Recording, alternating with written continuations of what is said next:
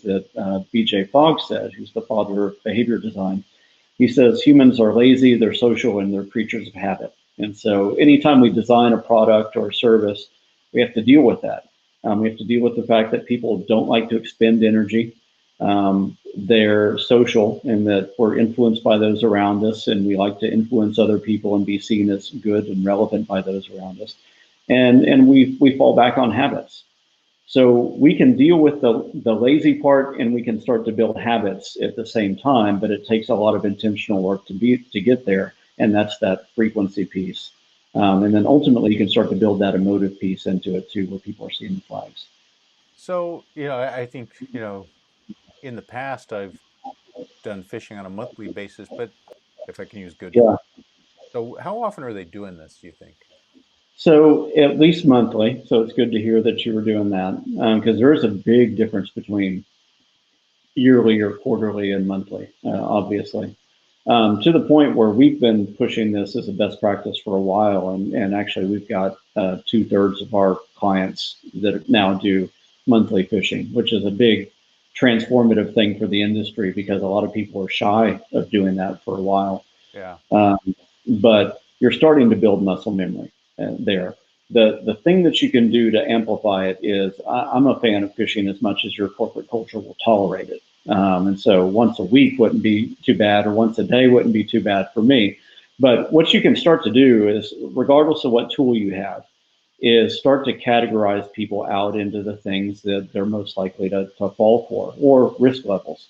Right. And if they fall for something, you don't punish them, but you may automatically enroll them in a group to be fished a little bit more, and then start to build that muscle memory more so that they can become more resilient over time. So it's the answer is really what's the optimal frequency for the person, their natural behavioral patterns, and their risk for the organization. I think you have to take all of those into account and then build a program that matches that. And with our tool, and I believe with a few other tools in the market, you can start to approach that pretty well. So do you feel that's kind of a positive element to, fishing overall, to give people that ability to report and validate something they think looks fishy? Yeah, I do, and I think from a psychological perspective, it's really important because of at least two things that come to mind for me. One is that you give somebody the ability to participate in the fix. So it Right. gives them a community type of spirit of, oh, I'm doing this now. I'm helping to protect the herd, if I can use that term for employees. So that's great. That's an instinctual human nature that you're playing off of people's wanting to do the right thing or people wanting to look good to the security team or to management. So that's that social component of the BJ Fogg three things: humans that are lazy, social, and creatures of habit. The other thing is it gives them something to build a habit around. So now every time they see an email, they're starting to think, oh, should I evaluate this email so that I can click this fancy button that can become the thing that releases the pellet, from Right. Right. a dog Skinnerian perspective. So which is good. So you can gamify that. You can build some reward systems around that. The other thing is it can open up a work stream for other automation or other investigation. So as the way that these buttons work is that they typically package up a full version of that email, put in all the header information and all the other MIME attachment information, and send that to a SOC team for analysis within your organization. Um, so we have a product called FishER that then starts to apply machine learning and AI and automatically categorize all of that and show threat levels and everything else.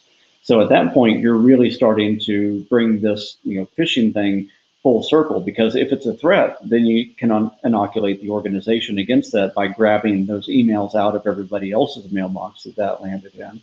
Or if it's your benefits department, hoping that you're going to sign up for benefits this next year, you can release that back and go, no, you actually do need to click on that link. So yeah, I'm going to dive into that workflow just a little bit because I had that very experience, and so we did use Fish Alert. There's other tools you can use, but that's the big Mhm. surprise for us was the amount of increased workload that we had, and so we did incorporate, in this case, FishER, but that Hmm. workflow of reporting and how you assess that threat. And what I loved about that is it turns your entire company, everybody that has email, into a sensor, right? Hmm. You teach them to be more discriminatory and apply a bit more measured response in how they look at their email, and then they start reporting, and suddenly um, it's a mixed blessing, right? So now you find your security team is inundated with these reports. Yeah. This is also something CISOs deal with when you say, "Hey, I want to train people quarterly, monthly, or sometimes Yeah. people don't even want you to do it yearly." So from just a security training perspective, how often do you see people that are doing this well and communicating the message and getting, you know, people more aware? How often are they doing Mhm. that? And kind of the structure, how long do you typically make that training? Yeah.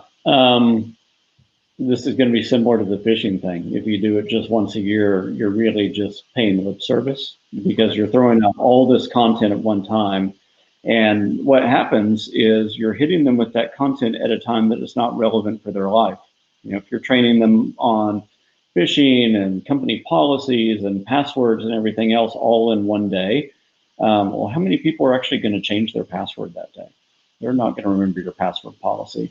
So yeah, it's way better to chunk all of that up and where it's possible, put the training at the point of behavior or as close to the point of behavior as possible. So if somebody goes and hits the password change page that day, that's the day ultimately that you would want to hit them with training and maybe embed it in that page, or find some other way to do it. But the companies where we see it really successful is, yeah, if they need to do an annual training for compliance, that's fine. We know that people have to check some boxes every now and then. But the things that really matter, you want to build into sustained campaigns the same way that Coca-Cola and Pampers and Johnson and Johnson and everybody else build marketing campaigns to bring some type of idea to the fore of people's minds. And so right, that's a continual stream across multiple channels using different types of communication mechanisms, from newsletters like you talked about to videos to intranet pages to posters and everything else. And so it's all about building the mix and doing that in a sustainable way. And then there are these concepts that I call Trojan horses for the mind, and I go across four of them. One is emotion. So anytime you can embed emotion, that's a good thing because that's very primal. And anytime, actually, there's a trap that I'll mention too. Actually, there's several traps, but let me talk about the biggest one. One is that people think if they make their content funny, that that's emotional and that they'll resonate. It's good to have funny content because what that does is it builds a relationship with the security team where they seem approachable. Doesn't necessarily lodge ideas in somebody's mind because we actually laugh lots of times every day. And at the end of the day, we probably don't remember the punchline for the joke or why we laughed or anything else. We just remember that we laughed. So yeah, that's great for building relationships. What people actually remember is when they dip below an emotional baseline, because there's a lot of reasons within our minds that that's true, because that points out danger and it points out all these other things that are very important for the sustainability of the species.